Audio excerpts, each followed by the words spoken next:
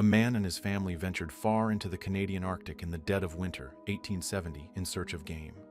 But come April, just the man came back. We initiated a search for the man's camp because the story he later told did not seem plausible.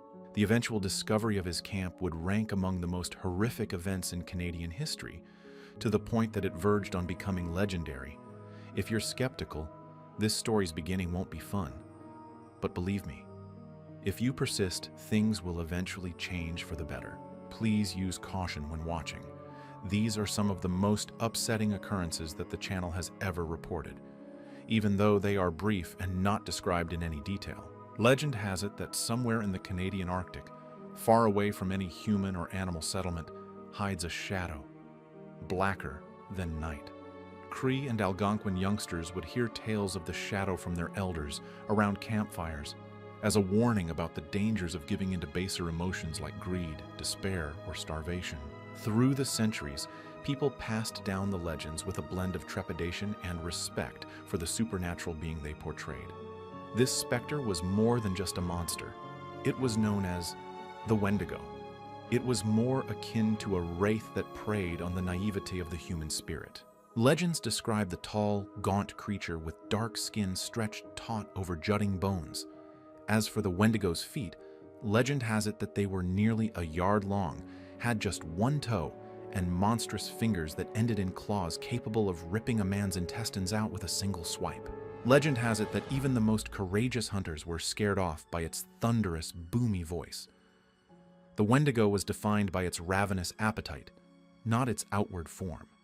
Its supposedly insatiable appetite for human flesh led it to commit atrocities so horrible that they bordered on the supernatural. Legend tells us that those who dare to confront it faced more than just a predator, a power that preys on humanity's frailty. There are three main ways that Cree and Algonquin people talk about the Wendigo. In the first, we have a monstrosity with superhuman abilities. Its origins are murky. In the second, the spirit of a Wendigo consumes the creature's soul, compelling it to commit heinous deeds. Finally, some people believe that the Wendigo is a cultural syndrome, a disorder that causes its victims to have an unhealthy obsession with human flesh. Each of these readings further illuminates the complexity and terror embodied by the legend. But ultimately, it's all just fiction, isn't it? Swift Runner was a revered and feared Cree man in the late 1800s. His towering stature of 6 feet, 3 inches, made him an intimidating hunter, and he formally exemplified the courage and ingenuity needed to survive on the harsh Canadian frontier. Swift Runner's early life is shrouded in obscurity, but by the 1870s, he had become famous as the head of a tiny Plains Cree clan that subsisted on the land's bounty and sold furs for necessities like wheat, tea, and rifles at Fort Edmonton. And Swift Runner's renown reached far beyond his own people as well. In 1875, merchants from the Hudson's Bay Company were so taken with his wit and dependability that they suggested he be appointed a reliable guide to the Northwest Mounted Police.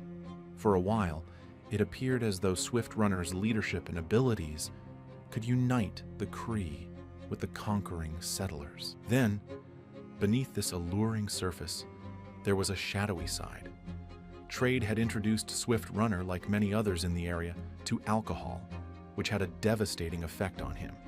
He had developed a preference for whiskey in particular, and whenever that alcoholic beverage touched his lips, a transformation would occur.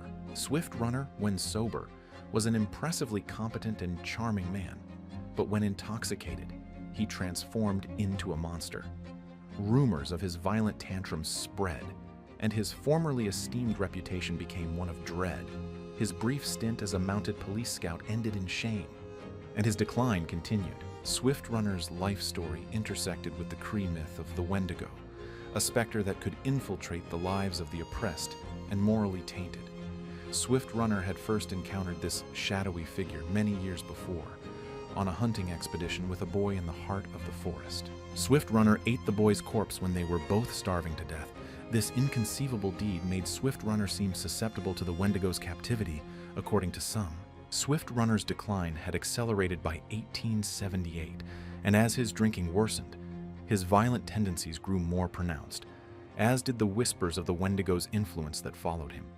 Yet, regardless of whether the monster was real, or a manifestation of his guilt and despair, The shadow of this legendary being hung over him from that moment on. The events of that winter were all the more shocking because, despite these foreboding signs, half the time he was still a man of tremendous ability. And it was in the midst of this contradiction that Swift Runner and his family set out on a hunting expedition into the Sturgeon River country, as the season's cold winds swept across the northern wilderness late that year. The Cree had depended on these journeys for sustenance during the harsh winter months for generations. Swift Runner took his wife Charlotte and their 6 children, along with his brother and mother, into the forest in the hopes of returning with piles of meat and fur. It was a familiar ritual, and it should have guaranteed their survival. But this winter was particularly brutal. Day after day, they explored the snow-covered terrain in search of sustenance, but their efforts were fruitless. Game became scarcer, and the family's traps caught hardly anything. Hunger soon started to chew at them, and desperation sank in like the frost creeping over their tent. Swift Runner's youngest children would die of starvation as they began subsisting on bark, roots, and eventually the dried moose hide that had been their tent. The prospect of survival became more bleak as the weeks passed. Nevertheless, the family continued on, bereaved but hopeful. Then, one day, Swift Runner's mother and brother went further into the wilderness, intent on hunting game, but they never came back. This further isolated Swift Runner and his remaining family. The never-ending chill deepened their misery, and the strange effects of hunger on the psyche intensified their suffering. As the days turned to nights, Swift Runner's thoughts became increasingly sinister, and he started having dreams about the Wendigo. Upon reaching the Oblate Mission in St. Albert in the spring of 1879, Swift Runner, who had been the sole survivor of his family to leave the forest, related to the priests the unfathomable horror of seeing his entire family devoured by starvation in the wilderness. Unsettling aspects remained unanswered as he described the catastrophe. Why had he survived alone? How could a man who had suffered such starvation look so well nourished? These doubts persisted, but for the time being, the priest decided to trust Swift Runner and provide him with sanctuary and prayers. At the same time, the Wendigo's shadow was drawing nearer and nearer, and the truth was more sinister than anybody had ever imagined. As Swift Runner portrayed the distraught father, the priests to whom he recounted the story were troubled by troubling inconsistencies. Rumors circulated among other Cree hunters that the severity of starvation that winter in the Sturgeon River country was exaggerated. This created an atmosphere of quiet suspicion within the Oblate Mission. In addition, Swift Runner's healthy-looking, almost robust appearance was at odds with the picture of a man who had just survived a severe winter, and the mounted police began to suspect this, deciding to look into it further. Swift Runner first refused to budge from his statement, recounting a family engulfed in starvation. But when confronted with sharp inquiries, the experienced sergeant, Richard Steele, began to suspect something was amiss. After that, Swift Runner was taken into custody, apparently for reasons of general suspicion, and a police contingent was formed to return with him to his winter camp in order to collect evidence. A horse-drawn cart shackled Swift Runner, making the trip there long and difficult. At first, he led the party along the trail to Sturgeon River, but as time went on, it became obvious that he was purposely taking them in the opposite direction. The police were becoming more and more agitated and confused about what to do. At last, one of the Métis scouts, George Washington Brazeau, proposed an unusual strategy. One night, George steeped a strong mixture of tea in chewing tobacco, saying that this would be a medication to loosen Swift Runner's tongue. The following morning, after drinking the potion, Swift Runner's mood shifted dramatically. He became increasingly anxious as the potion took effect, and his defenses melted under the strain of questioning. Swift Runner, seemingly unable to continue being dishonest, reluctantly agreed to lead the party to his campsite. After further exploration of the wilderness, the group reached a clearing that, from a distance, appeared to be the site of a recently abandoned campsite. At this point, Swift Runner's story started to fall apart. Upon first discovery, the party found the moose hide that had been used to build the tent totally undamaged, not chopped into bits to be boiled for food as Swift Runner had claimed, draped over a couple of trees. As they drew nearer to the encampment, they beheld the horrific scene of Swift Runner's family's slaughter. 8 human heads, pieces of bone, and rags thrown about like rubble. The femurs and other lengthy bones had lost their marrow, and the skulls bore the distinctive scars of a sharp instrument. In the middle of the camp, further boiling bones lay among piles of ash, some of which still had fragments attached to them. Swift Runner's pretense crumbled in the face of this proof. He insisted on saying that he had eaten his family out of starvation, but his fit physique revealed the ugly reality. The camp appeared to have been overtaken by the Wendigo's shadow. The mounted police, who had never forgotten the horrific sights and sounds of the camp, reshackled Swift Runner and returned him to Fort Saskatchewan. The ride back was nerve-wracking because Swift Runner, now seen as a monstrosity, sat motionless in the cart, showing no signs of shame. Once at the fort, they led Swift Runner into a small interrogation room. They laid the bones on the table before him, forcing him to confront the evidence. At first, he continued to maintain a story of starving, repeating it in a level-headed manner. But as the questioning continued, he finally snapped. He identified the bones with icy casualness, picked one up, and then exclaimed, "This is my wife." Despite their unease, the detectives persisted in questioning him due to his apparent lack of emotion. Next, details of the terrible winter began to come to light. Swift Runner admitted that initially starvation had not been the driving force behind his crimes. Instead, he spoke of becoming sick in February 1879, his mind muddled by visions of the Wendigo. His dreams, he asserted, had become sinister and were replete with voices pushing him to murder. In his confession, he revealed that his family was still alive at that time, but he concealed the truth of their death from everyone. For days, he consumed the flesh while the others were unaware of anything beyond his death, as he recounted the tragic moment when madness and hunger consumed him. The sun was rising near the fire one morning when Swift Runner took his gun, shot his son, and then descended on him to complete the task. Swift Runner's insanity worsened over the weeks as he detailed instigating a new round of sibling attacks and then preparing their corpses. The youngest of the group met a more horrific end, the details of which will remain unknown here, as the rest of the family succumbed one by one to his insatiable hunger. Swift Runner's detailed confession horrified the investigators. When questioned about his atrocities, he blamed the Wendigo, claiming that the spirit had driven him to murder and eat his own family. However, the police did not believe him and continued to view the crimes as the product of a man's descent into depravity, so they did not exonerate him.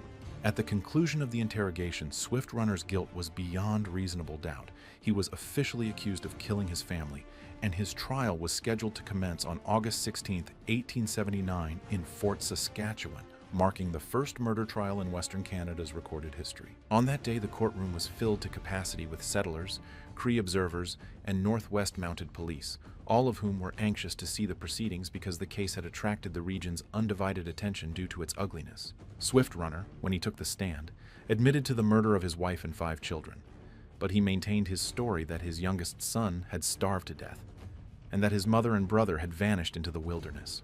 The prosecution used the troubling indicators of deliberate crimes to demonstrate that Swift Runner's actions went beyond desperation and painted a picture of a man who embraced horror.